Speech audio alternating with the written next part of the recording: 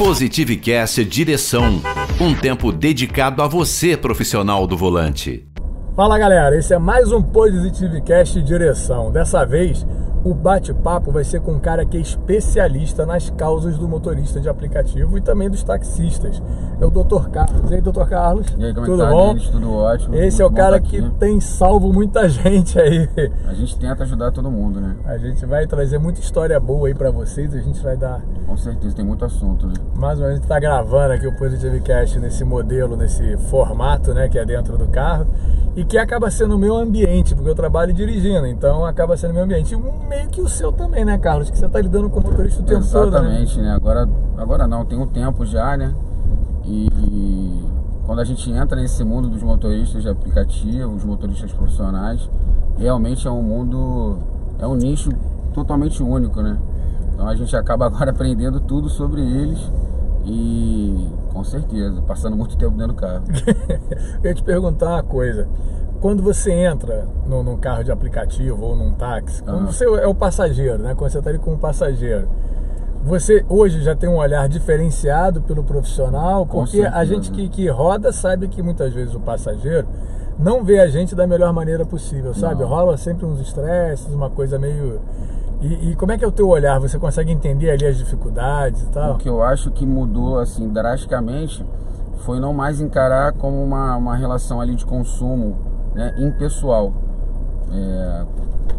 Vivendo a dinâmica do motorista, o dia a dia, todos os problemas que a profissão, infelizmente, traz, todas as lacunas na nossa legislação, enfim, tudo que o motorista enfrenta dia a dia, é impossível você não olhar com um olhar mais pessoal para ele, né? Você sabe que o cara tá ali dirigindo há 12 horas, 12 horas, né, cara? São normalmente 12 horas de trabalho no mínimo, com né? a coluna ferrada, e com a meta na diária, né? Porque, infelizmente, o retorno financeiro, né, por cada corrida, a gente sabe muito bem, não condiz com o trabalho. Não é proporcional ao investimento. Não é proporcional ao investimento. Eu vejo colegas botando carros aí para rodar, tanto no táxi como o táxi ainda tem um desconto, mas mesmo assim são carros de manutenção cara. Sim. E o cara bota no aplicativo para rodar um carro, pô, às vezes mais de 100 mil reais, cara. Exatamente. Sabe, meio iludido ali que vai faturar muito e tal. Exatamente. No começo tudo são flores, que aquele carro novinho dificilmente vai dar problema, né? E a manutenção, se rodar 12 horas por dia, né? A manutenção é absurda. Você tem uma ideia? Eu não faço mais isso. Já rodei muito. Mas já houve época de eu trocar o óleo com 10 mil quilômetros a cada 40 dias, mais ou menos. 35, 40 dias. Se você rodar 10 mil quilômetros em 40 dias é muita coisa. É muito chão para muito pouco tempo. É muito puxado, né, cara? É muito pesado. E eu acho que é exatamente isso. Pela rotina do motorista, já com esse tempo aí que a gente está vivenciando juridicamente as relações dos motoristas de uma forma geral, os motoristas profissionais, eu acho que é exatamente isso. Traz uma pessoalidade, não é mais uma prestação de serviço. Já começa a não enxergar como só o teu transportador, exatamente, né? Eu já encaro ele como um trabalhador que está, né, no fio da navalha, porque o cara todo dia tem que correr atrás da diária dele, e aí foi como você falou, faz um investimento no veículo, investimento e tem um alto. Financiamento do carro também. Não, se comprar financiado, você está pagando 2 carros. Eu conversei com um colega seu de profissão aqui, o Tarcísio, e ele faz juros abusivos, sabe? Trabalha com juros abusivos. Claro. E o Tarcísio estava me explicando que a maioria dos financiamentos, o cara já entra perdendo, tu entra ali pagando um carro e meio, 2 carros, entendeu? Mínimo, daí para no mínimo, né? Baixo. Pois é, então quer dizer, você já aumenta o teu risco, porque né, isso aumenta o prazo de responsabilidade de pagamento. Exatamente. Você está mais exposto ao risco naquele período.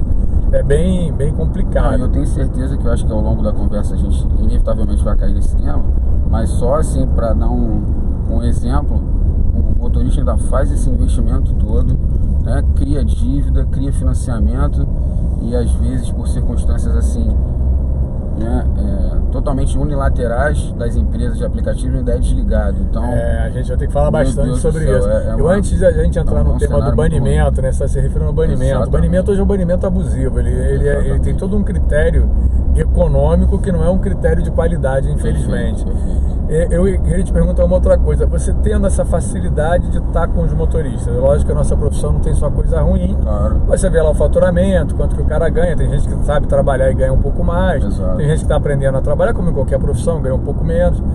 Em algum momento passou pela tua cabeça, acho que eu vou pegar um carro, vou rodar para complementar minha renda? Você acha que... Com certeza. Já passou, né? Já, acho que infelizmente, durante a pandemia e no pós-pandemia, acho que o brasileiro que não sofreu um reflexo econômico é difícil você encontrar. Como advogado, você também trabalha por conta própria também. Sim, né? sim. Eu tenho um escritório que é o Andrade Hipólito Gomes Advogados, aqui na Barra da Tijuca, na Avenida das Américas, no Shopping Esplanada. E literalmente é um profissional liberal como, né, um motorista que faz o seu horário, mas tem aquela responsabilidade de ter que correr atrás, né, todo dia de uma meta, vamos dizer assim, de uma diária. Tem que fazer uma diária também, né? Porque você não tem salário, né? Você sabe que sabe que nos Estados Unidos já tem, não sei se você já ouviu falar ou sabe como funciona, já existe aplicativo que invadiu também a tua área. Tem um aplicativo para advogado lá, que o sujeito lá, me parece que a corte permite que o cara se defenda ele mesmo, né? Ele pode ir lá e se defender, e o cara pode se basear no aplicativo ali, citar o aplicativo e ele fazer a defesa dele em cima disso. Denis, eu vou te contar uma coisa assim, eu não vou falar o nome da instituição financeira, mas eu já trabalhei em escritório de advocacia que você tinha um programa para peticionar. Se o advogado não escrevia mais, ele só fazia um checklist.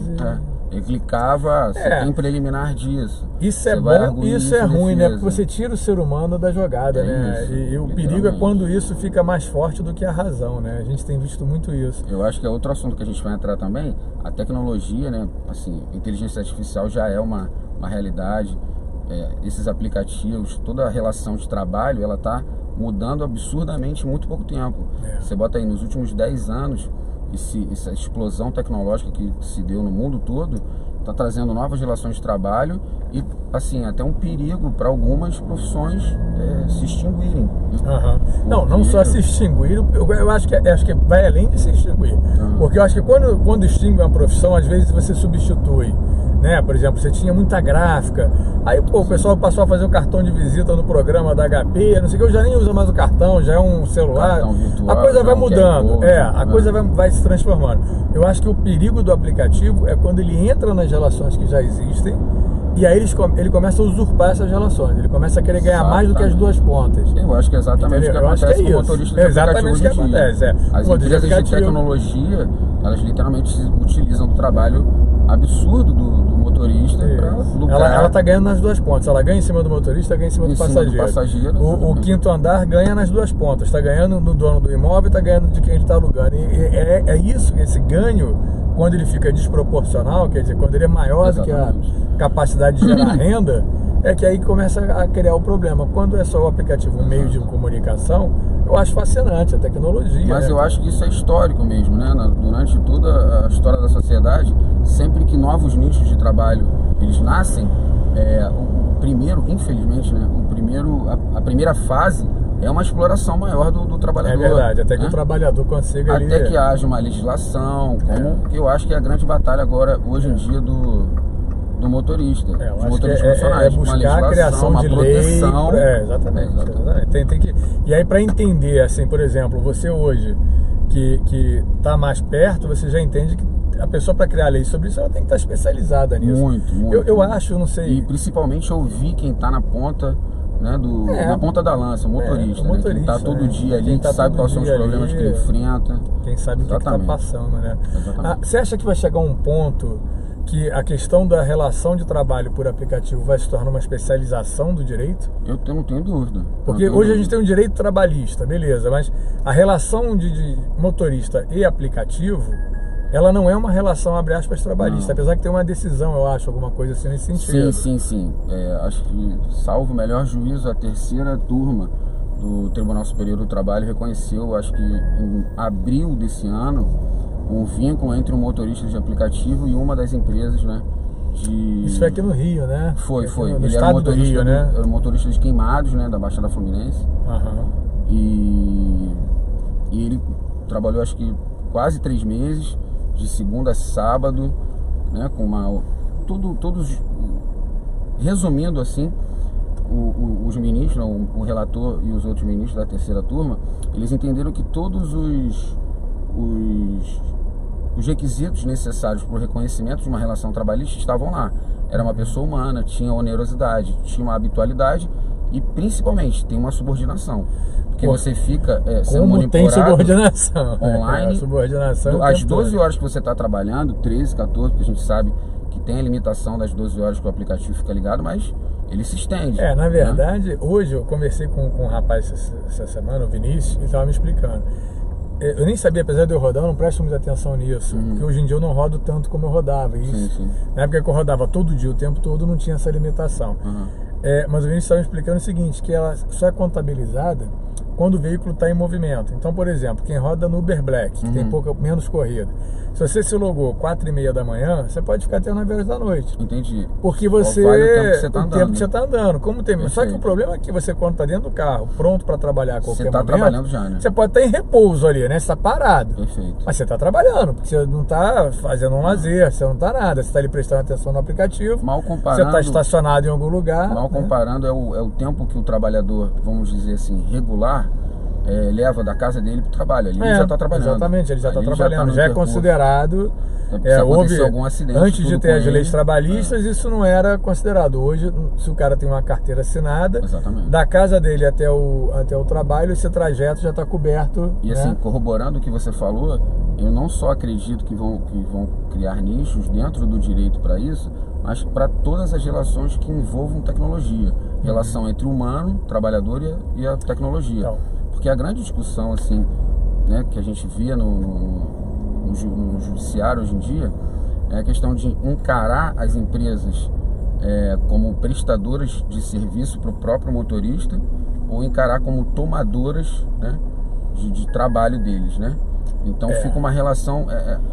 por isso que a falta da legislação específica é muito cruel para o motorista, porque a força econômica das empresas é muito grande. Sim, então quem está na ponta ali da operação, que é o motorista, ele sempre vai ser prejudicado, claro, porque quantos motoristas querem entrar no aplicativo? O marketing é fortíssimo. A demanda de motoristas é muito grande. Então as empresas acabam se beneficiando disso, claro. Sim, né? Assim, o Brasil hoje ainda fabrica bastante desempregado. A gente ainda tem muita gente. E não é só desempregado. Houve uma época que eu percebi que meus colegas de trabalho, eles vinham do desemprego. Sim. Hoje eu vejo que eles vêm da insatisfação com o emprego. Com o trabalho. O cara tá trabalhando, tá, de segunda a sábado, aí ganha lá 1,5 salário, ganha 2 salários, aí o cara não tá muito satisfeito, aí ele vai lá, às vezes ele tem um carrinho antigo, aí ele faz a conta, pô, se eu sair do meu trabalho, eu pego um valor, esse valor mais o meu carro antigo aumenta um pouquinho o valor, eu pego o auxílio-desemprego e vou dar uma entrada num carro melhor e vou conseguir pagar, porque quando ele abre a página de qualquer aplicativo, os caras oferecem uma maravilha para ele ali. 100 primeiras corridas tu ganha não sei quanto, não sei o que, e o cara acha que vai ser sempre assim. O que ele não entende é que é um jogo de cartas marcadas, né? Sim. Aquelas corridas são manipuladas ali para onde é o interesse. Então o cara que está entrando há pouco tempo, ele é estimulado com mais corrida. Depois aquilo ali não é aleatório. E assim, eu afirmo isso com toda tranquilidade, porque o aplicativo também não pode provar o contrário, porque ele não abre o algoritmo dele. Entendeu? Ele não abre os algoritmos. Então, se ele não abre os algoritmos, ele não vai mostrar ali como é que a coisa funciona. Mas a gente tem a sensação de que ali o tempo todo uma manipulação de corridas, entendeu? Entendi. Então o cara entra feliz da vida. Só que o problema é que daí um tempo a coisa não é bem assim. E eu acho que é literalmente isso. Com a vinda, né, da legislação específica, vão ser obrigados a mostrar esses dados, né, a você fazer um comparativo entre os dados e a realidade do motorista, como você acabou de falar, entendeu? Então, porque para essa relação ficar mais equilibrada, né? Exatamente. Agora, uma coisa que a gente tá falando, e quem nos ouviu até aqui pode achar que eu estou defendendo, ou você está defendendo, a ideia de ter uma carteira assinada no aplicativo. Não é isso, não é isso. E pelo contrário, acho que até aproveitando o assunto que você me perguntou, você já pensou em rodar? Com certeza. Mas eu tenho diversos colegas de profissão que, por não aguentarem mais a rotina do escritório, né, de trabalhar em um grande escritório, em uma rotina processual muito puxada, de muitas horas de trabalho, eles preferiram ter menos, né, trabalhar com os processos pessoais e fazer essa complementação justamente com o Uber. Sim, tem vários. Porque te dá uma liberdade. E eu acho que é exatamente nesse ponto que você falou. Quem está aqui dentro do carro, quem está como motorista profissional, ele está porque ele prefere essa maior maleabilidade do horário dele, poder trabalhar com ele. Você controla mais o teu dia, né, cara? Eu acho que a gente tem uma liberdade de trabalho muito grande. O que insatisfaz, eu acho que a maioria dos motoristas são duas coisas. Uma é o valor. O valor é muito baixo, e a insegurança. A insegurança, eu boto não só a insegurança proporcionada pela violência urbana, não. A insegurança mesmo de ser banido a qualquer momento. Claro, tudo que envolve. Sabe, eu acho que é isso. Eu acho que alinhar essas questões com leis adequadas, sabe? Fazer um alinhamento de leis ali. Tem o legislador que cria a lei pensando no bem-estar do trabalhador, porque o trabalhador feliz e bem remunerado, ele gera outras rendas. Ele gasta mais, ele consome mais, ele atende melhor. Gira a economia, né? Gira a economia, né? Gira a economia. Eu entendo, assim, que acho que vai ser muito natural que aconteça muito em breve uma terceira via de relação de trabalho. Eu, como motorista, eu não me sinto como autônomo totalmente, porque eu dependo de uma plataforma ali que determina a minha vida. Mas eu me sinto como um empreendedor, porque eu tenho a coragem de comprar um carro, botar na pista e ir para a luta, ou alugar um carro. Tem muitos colegas com carro alugado, e hoje mesmo a minha realidade é de um veículo alugado, não mais de um veículo comprado. Então, assim... Você tem total razão. Eu acho que é uma terceira via. Híbrida. Uma terceira via. Eu não tenho dúvida. E assim, não é um movimento só no Brasil, né? Eu ouço muito, infelizmente, nossas leis, apesar de, assim, pessoalmente achar até que são boas, mas a aplicação delas é muito ruim aqui no Brasil. Então eu vejo muito os motoristas reclamando, aqui no Brasil as leis são ruins, aqui nada funciona. Mas não é um problema só do Brasil, é um problema, na verdade, uma ação mundial, porque as novas tecnologias, elas acontecem em todos os países. Então não é só o Brasil que está sofrendo com isso, todo mundo está sofrendo com isso. Eu percebo assim que em alguns países, por exemplo, a Inglaterra já determinou, não é um salário mínimo para motorista, mas um ganho mínimo, quer dizer, se eu sair para rodar, se eu trabalhar número X de horas, eu tenho que ter no mínimo, além do que eu faço de corrida, uma remuneração X. Porque isso me ajuda a pagar uma despesa. Claro. É isso que me ajuda a vida andar. E outra coisa, como todo autônomo, né? Se você ficar doente, se você tiver algum problema no carro, alguma coisa, se você não puder trabalhar, você não está ganhando. Então, certo é você ganhar o suficiente para pagar um seguro. Você tem que ter um seguro lá que cubra os seus dias parados. Só que o problema é que as pessoas não conseguem gerar uma renda suficiente para isso. E aí elas estão sempre na insegurança. Quando eu me refiro à insegurança, é sempre de uma maneira mais global, sabe? A gente sabe que tem o risco do assalto, que tem o risco... Beleza, tem vários riscos aí que fazem parte da vida ali, ou do trabalho, que também podem ser minimizados com algumas medidas que eu acho que poderiam ser tomadas em relação por parte dos aplicativos e que não tomam porque não tem lei exigindo. Por exemplo, os cadastros dos motoristas, nossa, são muito fracos. Dos motoristas não, dos passageiros são muito fracos. O motorista também tem muita conta fake, mas é mais rigoroso do que o do passageiro. Agora o passageiro não. Aconteceu um episódio muito interessante e vergonhoso para as plataformas, que foi o seguinte: teve uma audiência na Câmara dos Deputados Estaduais no Espírito Santo, em Vitória, e um representante da categoria, o Luiz, pediu para espelhar o celular dele no telão. E ele fez uma conta para aquele Marcola do PCC, parece até piada. Mentira. E fez uma conta para o Fernandinho Beiramar. Uma em cada aplicativo, chamou uma corrida com esse nome, botou o nome Marcola, entre parênteses PCC Fernandinho Beiramar. Chamou e o motorista aceitou a corrida e ia em direção à Câmara dos Vereadores lá para começar a corrida. Quer dizer, e ele fez ali ao vivo. Isso prova a fragilidade do sistema. Isso aconteceu um tempinho atrás. De lá para cá, a coisa melhorou muito pouco. Criaram um pouquinho, mas muito pouco. É uma fragilidade proposital, né? O que eles querem é a maior quantidade. Quanto mais frágil, mais gente entrar. E aí, assim, se o motorista hoje paga de 30% a 40% para o aplicativo, para aproximar um cliente, esse cliente tem que ter qualidade. Se o cliente paga muito caro, apareceu um estudo do CAD lá dizendo que o que ajudou a aumentar a inflação foram os carros para o aplicativo. Então se aumentou, não para o motorista, aumentou para o passageiro. Se o passageiro está pagando caro, ele também quer um motorista de qualidade. Com certeza. Então quem está no meio ali intermediando não está fazendo um bom papel, né? A verdade é essa. A verdade é que a gente percebe que é só a questão de arrecadar, só de fazer dinheiro. E aí a gente cai num assunto que você falou no início, a questão dos banimentos. Eu, pela minha experiência, eu venho vendo há muito tempo que o banimento é meramente econômico. É muito mais econômico do que lutando por uma qualidade. Sim. Você tem essa percepção como advogado? Você consegue...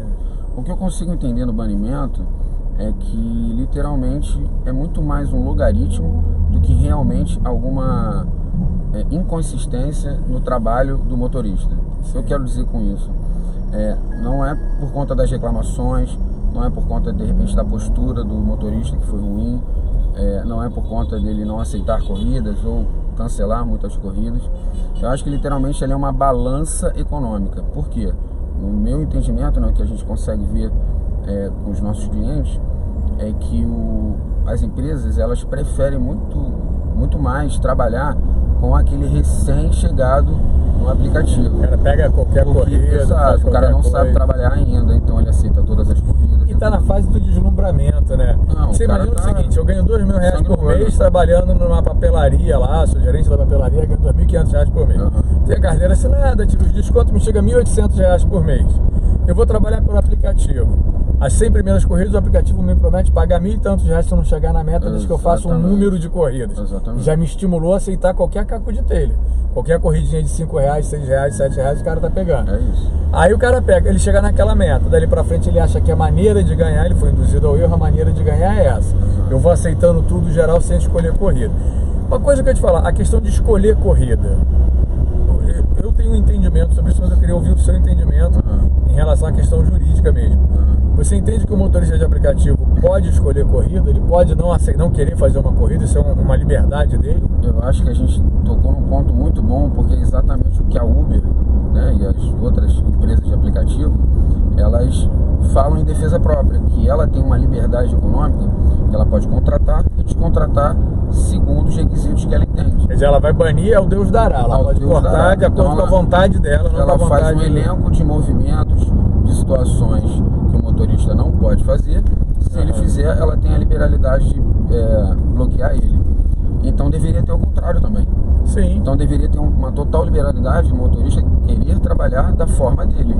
Então, por exemplo, uma corrida que ele entende que não vai ser benéfica para ele tem total direito de recusar. Ele não pode ser compelido, obrigado a fazer corridas e ir para lugares, de repente, lugares de risco, a gente conhece o Rio de Janeiro. Pode ser muito seguro para quem mora lá, né? Mas o cara que não conhece, ele se sente inseguro. E quem mora sabe onde é que as biqueiras quebradas lá, o cara entra, sai numa boa. Então você tem que dar essa liberdade para o motorista. Porque, mais uma vez, eu falo, quando essas relações novas de trabalho elas surgem, sempre tem uma exploração maior do trabalhador. Então qual é o poder de voz agora desse motorista em relação a exatamente isso? Então as companhias elas podem, por mera liberalidade, bloqueá-los, mas ele trabalhando não pode escolher qual é a melhor corrida para ele, para onde ele vai, para onde ele não vai. O que acontece? Então isso é muito injusto, por isso que precisa da legislação. As plataformas dizem que o motorista pode, mas, por exemplo, se o motorista não aceita algumas corridas, fica um tempo sem aceitar a corrida, a plataforma pega e desloga ele. Sim. No passado bloqueava mesmo, na cara dura e bloqueava. Hoje em dia não, ela dá uma amenizadazinha, justamente por causa de forçar essa barra na direção do vínculo empregatício. Sim. Isso eu percebi quando eu conversei com pessoas de outros países, quando fui representar o Brasil fora. Aí você tem reunião com outras pessoas de outros países, e aí eu comecei a entender isso, sabe? Fui representar os motoristas de aplicativo fora do Brasil. Que os caras forçavam uma relação trabalhista formal, mesmo que eles não quisessem isso. Todas as vezes que eles forçavam nesse sentido, saía alguma o que legislação acontecia? Benéfica para os motores. O aplicativo cedia alguma coisa ou aparecia uma legislação que ajudava, entendeu? Denis, então, assim, era o efeito colateral, na verdade, entendeu? É exatamente isso. Eu acho que essa decisão do TST, né? TST, né? É TST. Eu acho que beneficia nesse sentido. Porque ele está forçando num ponto que o aplicativo não quer, ele cede em outro, entendeu? Vou tentar explicar de uma forma bem simples. Quando tem uma lacuna da legislação, quem tem que preencher essas lacunas é o judiciário. Então, no caso desse motorista em especial, como não há uma legislação que verse sobre a relação de trabalho entre o motorista profissional e as empresas de aplicativo, o judiciário provocado tem que achar uma solução para isso. Ele tem que preencher essa lacuna, entendeu? Então, você forçando, e tudo é um movimento, né? As ações interpessoais, né? As relações interpessoais entre o cliente e o motorista, entre o motorista e a empresa, começam a gerar fatos do cotidiano, que geram ações, e essas ações acabam provocando o judiciário para complementar essas lacunas. E essas lacunas, quando evidenciadas, fica mais fácil, fica mais visível para o legislador falar assim: olha, a gente precisa tocar nesse tema. Tem que criar essa lei. Porque se está tendo tanta ação, se o judiciário está sendo tão provocado para preencher essas lacunas, é necessário uma legislação específica para tratar daquelas relações, entendeu?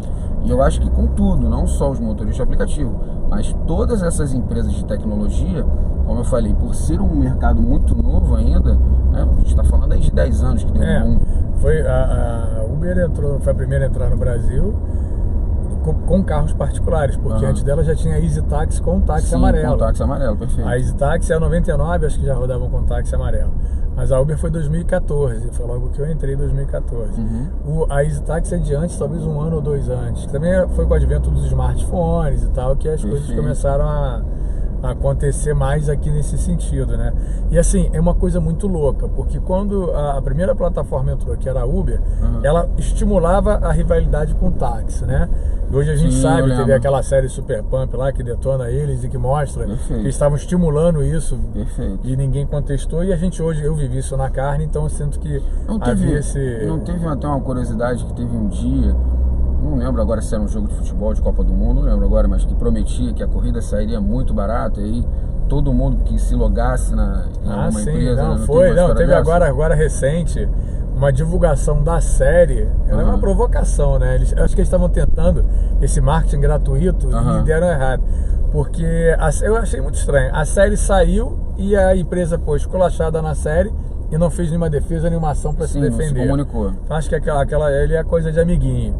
E depois, o marketing da série aqui no Brasil foi pegar uns 2 finais de semana e pegava nos estádios de futebol, botava um carro amarelo, que é bem característico do táxi, principalmente no estado do Rio de Janeiro. Exatamente. Na cidade do Rio de Janeiro, melhor dizendo. É Juiz de Fora, também acho que é amarelo, da mesma cor. É o táxi amarelo e um carro preto simbolizando a Uber. Em cima do carro amarelo, como se estivesse tendo uma relação sexual ali com o carro amarelo. Entendi. Ferrando literalmente. Só que tudo amadurece, né? Quer dizer, o taxista amadureceu, o motorista do aplicativo amadureceu.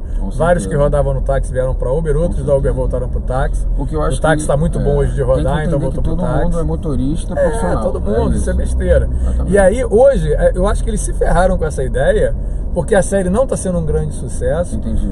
Esse tipo de marketing negativo, não vingou, não criou rivalidade. Eu acho que seu objetivo era criar uma rivalidade, não criou, sabe? Sinal que eu fico muito feliz com isso. Sinal que as pessoas amadureceram, sinal que as duas categorias amadureceram. E o mais bacana, eu acho, dessa história é o seguinte: hoje o taxista, ele tem o Táxi Rio, que eu sei que tem algumas reclamações do Táxi Rio, que o Táxi Rio não é 100%, mas ele é muito melhor do que o aplicativo da Uber, para ganhar dinheiro, para trabalhar. O Táxi Rio, ele dá não só para o passageiro como para o motorista uma liberdade de escolher o desconto. Entendeu? Então assim, eu já bati minha meta, falta mais uma corrida ou 2, eu vou lá e boto meu desconto maior, pego uma corridinha e vou pra casa. Eu tô no início do meu dia, eu tô num lugar top, tá aqui, tem um Rock in Rio da vida, tem não sei o que, eu tiro o meu desconto todo, eu vou ganhar mais. Entendeu? Isso que eu acho que é bacana. Quer dizer, nesse ponto a gente tem que tirar o chapéu pro município. Porque o município foi muito mais rápido, né, do que o legislativo e do que as próprias empresas, e criou um mecanismo bem mais favorável, que lógico que precisa de correções tecnológicas. Eu ouço muitos taxistas reclamando de algumas coisas de trava, dá um probleminha e tal, mas mesmo assim, a maneira de trabalhar eu acho que é melhor. Eu acho que é melhor, eu acho que funciona de maneira muito mais produtiva para o profissional. E aí você vê a qualidade do táxi melhorando muito, né? Os taxistas atendendo melhor, os carros melhores, porque o cara está mais bem remunerado, o cara está mais amadurecido como categoria. E uma observação muito boa sempre quando a gente vive um mundo capitalista, a gente não pode fugir disso. Então sempre que a demanda de serviço aumenta, o cliente sempre acaba ganhando. Sempre acaba ganhando. Então isso é saudável tanto para a economia, mas também para o passageiro, né? Que antigamente tinha muita reclamação de que o táxi não era um serviço como eu posso dizer, bom. Eu acho que o sistema de táxi se acomodou um pouco. O taxista sofria muito por coisas que a prefeitura fazia contra ele. Muita burocracia, muita encheção de saco. Sim, concordo. Entendeu? Ele não reclamava muito da remuneração. Eu me lembro que até 2014 era meio assim. Mas o aplicativo mexeu no mercado. Mas o jogo virou, né? Quer dizer, o taxista voltou a estar bem. Eu acho que isso é muito saudável, cara. E o que eu acho que tem que acontecer, e como você falou da maturidade do profissional, que realmente está crescendo, os motoristas, na verdade, eles têm que se unir, eles não podem entrar em choque um com o outro. Sim, sem dúvida. Porque a luta é para uma classe ter uma melhoria de condições de trabalho. E eu acho que hoje motorista de táxi e motorista de Uber tá no mesmo patamar. Quando eu falo Uber, eu me refiro a 99, Uber, outros aplicativos. Todos os outros aplicativos. Tá no mesmo patamar, porque todos vão depender da tecnologia, porque a tecnologia é envolvente, entendeu? Hoje você ouve música no aplicativo, você vê... Não dá pra voltar pra trás. Filme no aplicativo, tudo é no aplicativo, então beleza. Não dá pra tirar a tecnologia do mundo. Não vai Pelo tirar. contrário, ela só vai aumentar. Exato. É lógico, vai ter aí pessoas às vezes mais velhas que vão ter dificuldade de acompanhar, dificuldade de mexer, que não é a maioria, e que vão ter que buscar uma adaptação. Tudo bem, é o cara que vai pegar o táxi por telefone, vai pegar na rua no ponto. Por isso que tem que ter aquela fila de táxi ainda na rua. Isso é necessário. Isso é necessário, é o que eu falo. Uma coisa nunca vai se extinguir a outra, né? Pelo contrário, quanto mais relações, sempre o cliente vai estar ganhando, sempre o consumidor vai estar ganhando, sempre. Porque foi como você falou, a pessoa mais velha que não tem tanto tato com a tecnologia, ela vai ter ainda a fila de táxi dela, ou vai ter o telefone dela, vai ligar para a cooperativa, vai pedir na cooperativa, o taxista dela conhecido, vai pedir ligar na direto no táxi. Exatamente. Tem que existir. Eu acho que tem que existir isso. Essa liberdade tem que ser.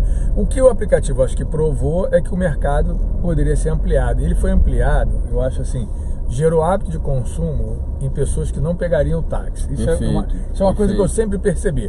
Quando eu comecei a rodar, eu rodava na categoria top, que era o Black. Legal. Aí era o cara que usava o táxi, já estava satisfeito, mas que usava, que não reclamava de preço, que era mais caro que o táxi. E era um serviço muito, né? Terno e gravata, carro de luxo. Exato. Então o cara pagava mais caro, mas ele tinha um serviço mais caro, mais rápido, porque já existia o táxi especial. Mas também não atendia na tua porta na hora que você quisesse, era uma coisa mais pontual. Então assim, eles entraram nesse espaço, mas aí eles popularizaram. Hoje a tarifa é muito mais baixa, pode botar qualquer carro que tenha 4 portas, ar-condicionado, que é uma outra história que eu vou te perguntar como advogado, depois sobre o ar-condicionado, mas botaram, tem ar-condicionado e um motorista com escrito ER na carteira. Para quem não sabe, ER é exerce atividade remunerada. O problema é, ter ER na carteira torna o cara um motorista profissional? Quer dizer, ele aprendeu a ser um motorista profissional, ele é um motorista profissional.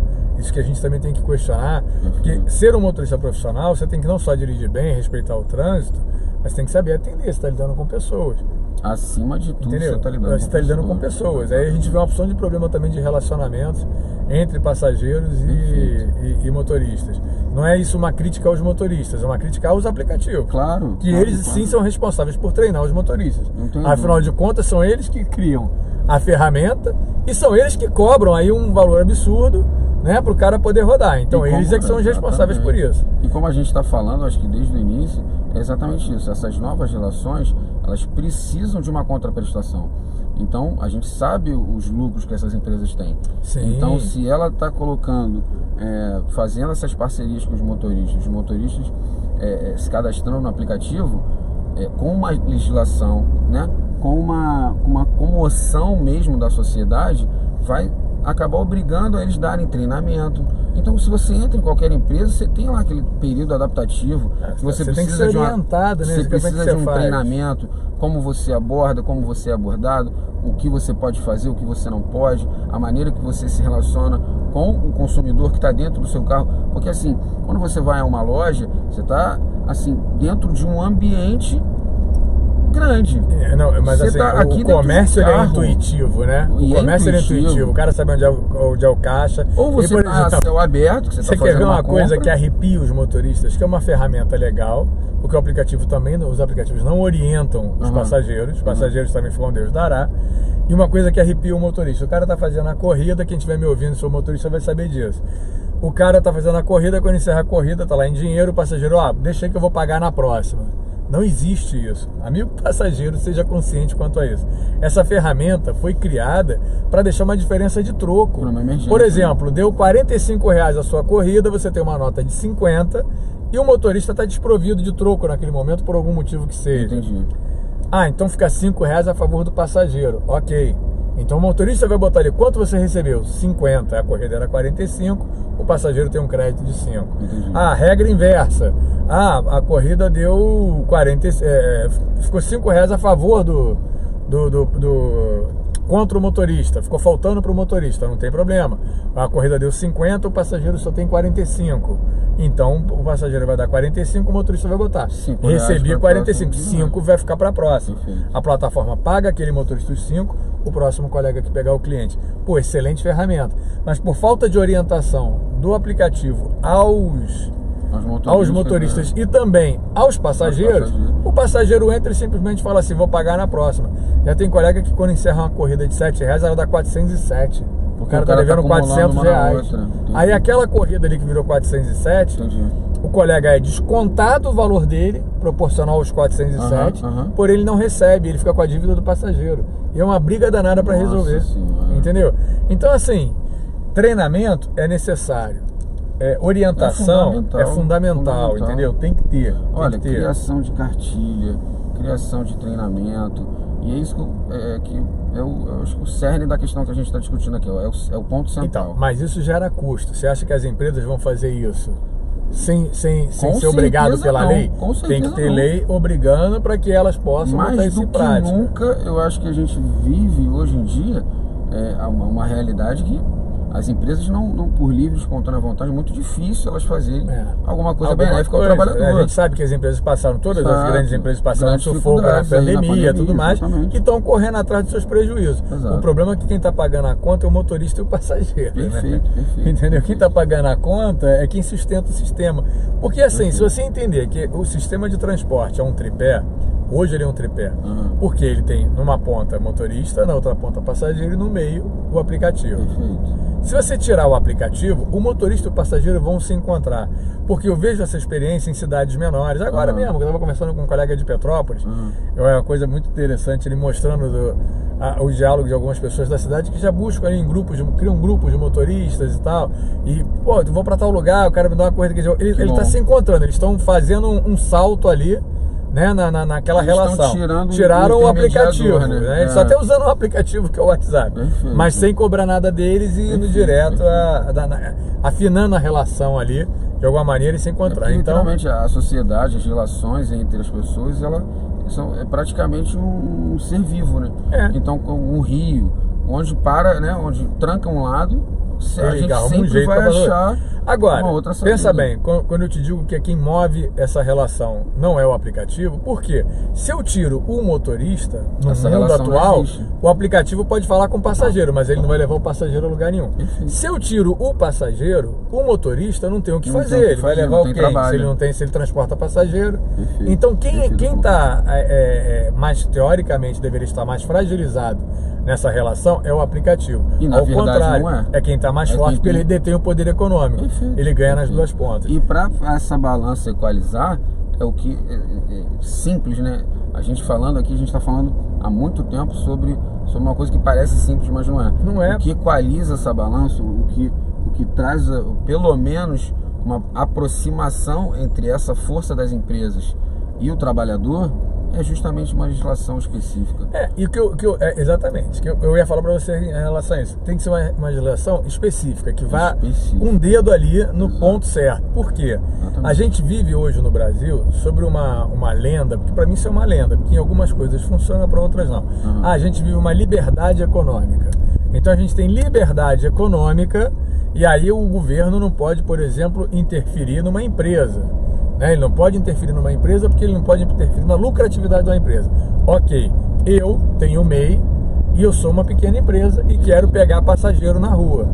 Aí vem a fiscalização e me impede disso porque o governo interfere na minha lucratividade. Porque não existe uma legislação específica. Por que a empresa, quando ela é uma grande empresa, ela é uma empresa? Por que o microempresário ali, o microempreendedor individual, não é uma empresa? Justamente pelo capital. É porque é o capital. Não tem outra explicação. Quem está determinando isso é o capital, não a legislação. Perfeito. Eu acho que é isso que... Eu sei que o motorista fica muito assim sacrificado a semana inteira, vem no final de semana, dá um preço dinâmico, ele ganha um pouco mais de dinheiro, ele se mexe daqui, pula dali, e ele passa às vezes, bater e assoprar, sabe? Ele passa às vezes apercebido da responsabilidade dele de identificar quem deveriam ser os legisladores.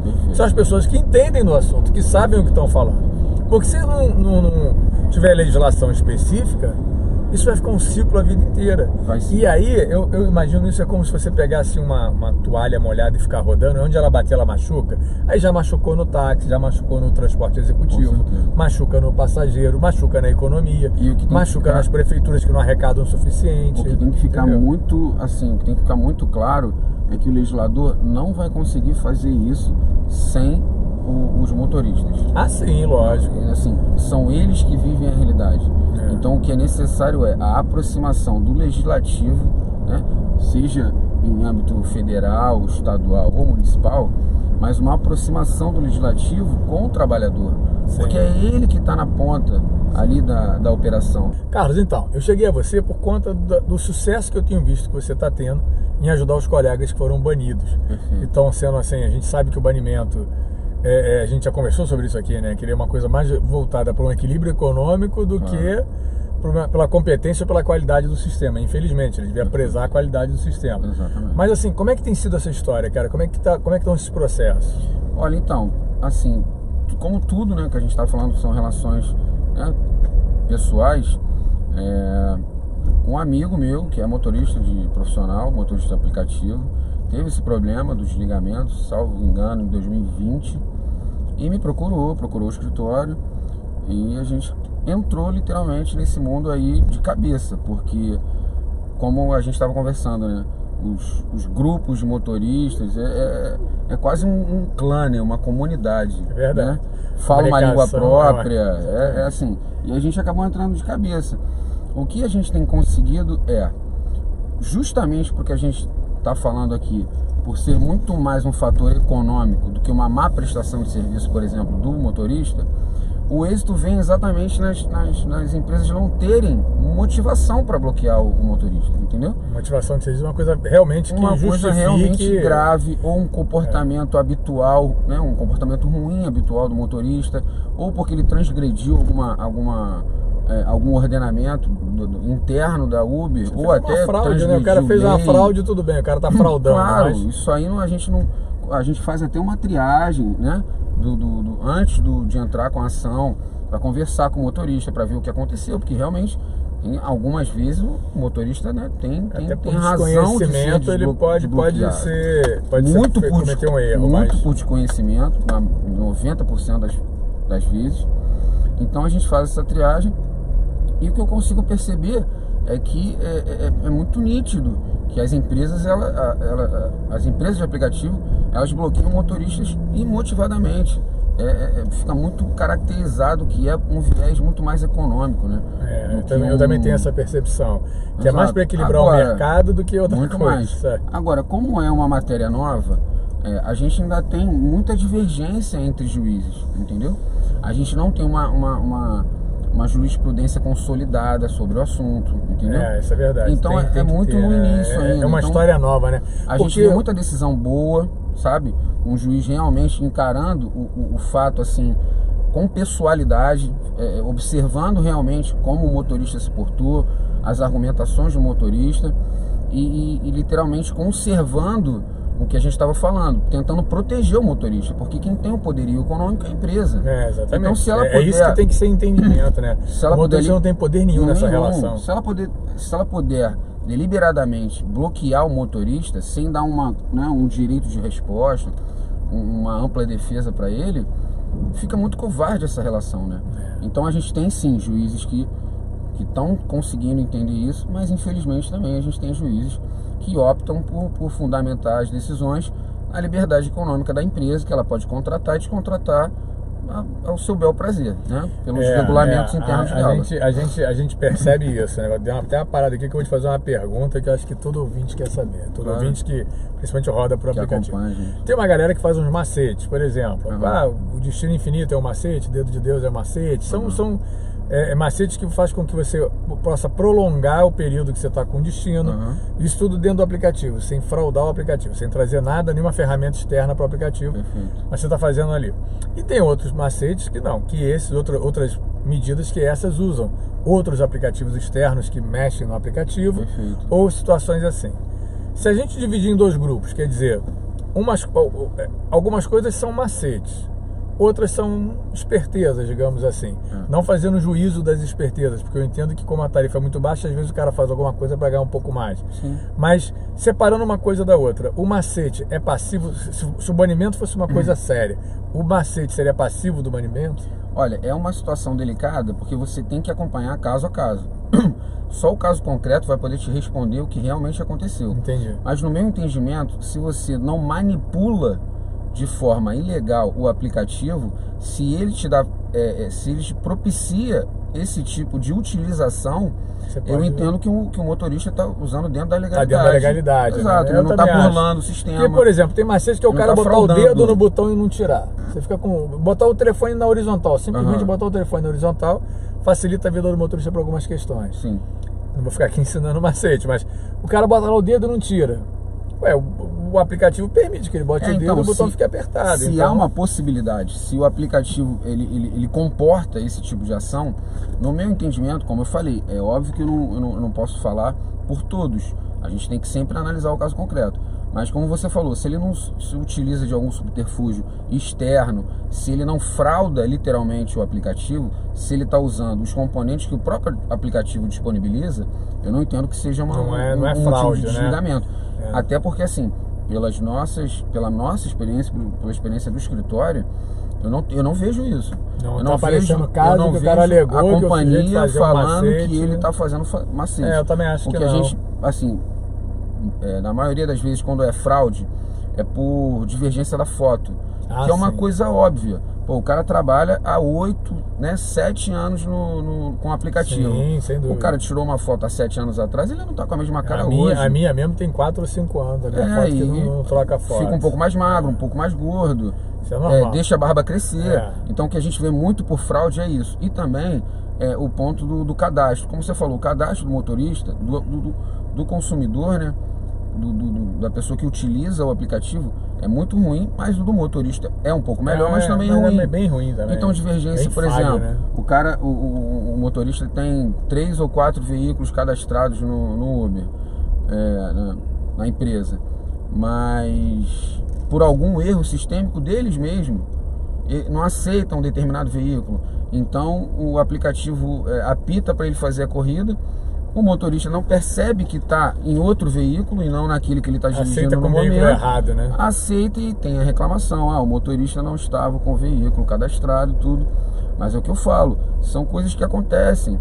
Não é uma ferramenta perfeita. Ela tem vários defeitos. O problema só é que quem regula a ferramenta é o algoritmo. O algoritmo não é uma pessoa. Então o algoritmo corta a cabeça dos outros sem mais nem menos, né? Sem considerar a questão da pessoalidade que você falou. Ele tira a personalidade toda, perfeito. Eu acho que é meio por aí. E não pode ser assim, uma relação de trabalho, uma relação que seja de prestação de serviço, você tem que ter a sensibilidade de trazer a pessoalidade para caso a caso. Não adianta você querer cobrar que o indivíduo dê um atendimento humano se você tratar ele como número. Porque o aplicativo faz isso, ele cobra do indivíduo. Eu sou motorista, eu tenho que atender da maneira mais humana possível. Só que eu sou tratado por ele como um número. Como é que pode isso? Alguma coisa está desigual nessa relação. E a gente cai exatamente, eu acho que no centro da questão. A balança desequilibra. Eu acho que é só através de lei mesmo que a gente consegue equilibrar isso. Bom, Carlos, o papo está muito agradável, mas chega uma hora que a gente tem que ir ao fim. Eu espero que com essa conversa, que o Dr. Carlos saiu do escritório super ocupado, audiência todo dia, mas veio aqui dar essa palhinha pra gente, bater esse papo com a gente. Com muito prazer. Sabe, eu acho que é uma coisa legal, porque com isso a gente consegue esclarecer várias dúvidas, várias pessoas vão entender mais um pouco como a coisa funciona, vão saber que nem tudo está perdido. Não, e saber que existe sim é um movimento tanto no judiciário como no legislativo. Tem pessoas preocupadas com a classe. Sim, tentando melhorar a situação, né, cara? Eu acho que a ideia é melhorar, não é combater o aplicativo. Perfeito. É tornar essa relação saudável. Sadia, hoje ela é uma relação extremamente lucrativa para o aplicativo. Perfeito. Ela tem que ser lucrativa para o motorista, para o passageiro e ser saudável para todo mundo. Perfeito. O aplicativo pode ganhar rios de dinheiro, mas o motorista tem que ganhar bem. Exato. Não existe... trabalhando de uma forma assim, humana. Ele não tem que trabalhar 16 horas dentro do carro, 15 horas dentro do carro e do nada um dia o cara ser cortado. A coisa é bem desequilibrada. Amigo, obrigado. Eu que te agradeço. Estamos de volta aqui, galera. Esse foi mais um Positivecast Direção. Tchau, um abraço. Aguarda que o próximo vem igual a esse ou até melhor. Um abraço, valeu. Positivecast Direção. Um tempo dedicado a você, profissional do volante.